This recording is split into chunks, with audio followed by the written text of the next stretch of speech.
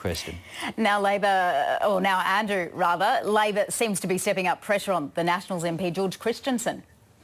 That's right. George Christensen is in a marginal seat in Queensland. He's on a very slender margin and was the focus of some News Corp reporting in recent weeks, pointing out that in a 4-year period, he had spent no fewer than 294 days in the Philippines, earning him the moniker the MP for Manila. Now, there's new revelations today showing that taxpayers might have subsidised some of that travel to the tune of $3,000 with some flights to Sydney and Brisbane from where he went to the Philippines. Now, George Christensen is in quite a fight up in the seat of Dawson. He has referred himself to the Independent Parliamentary Expenses Authority for a probe.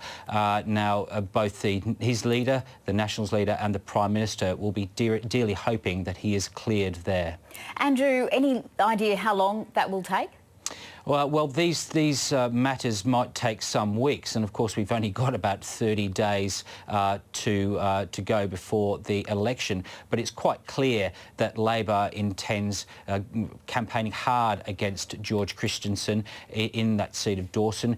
It was a seat that was curious insofar as One Nation did not run a candidate in the 2016 election. Now, we don't know quite whether One Nation will fulfil what looks like its intention to run a campaign, a candidate in Dawson, and that might make the difference when it comes to Labor trying to hunt down George Christensen in Dawson. OK, for now, that is our political editor, Andrew Probin. Why should taxpayers pay more than $3,000 for George Christensen's domestic leg of his flights, his private flights to the Philippines? As you may know, George has referred all of those inquiries to the independent commissioner on this issue. That's why we set the independent process up. And so George has referred himself to that. And he's happy to have himself subjected to that independent scrutiny, and that's why we have such a commission to inquire into exactly these questions. So that will be done, it'll be assessed, and then I have no doubt George will abide by the ruling that is handed down. Voters don't wait for those sort of reports. No, I haven't spoken to George. Voters form their judgments before those sort of reports come back, though. They think this doesn't pass the pub test. Do you think it passes the pub test? I think we have an independent process for people's expenditure to be examined. That's the reform we put in place. But that won't say that the expenditure didn't happen.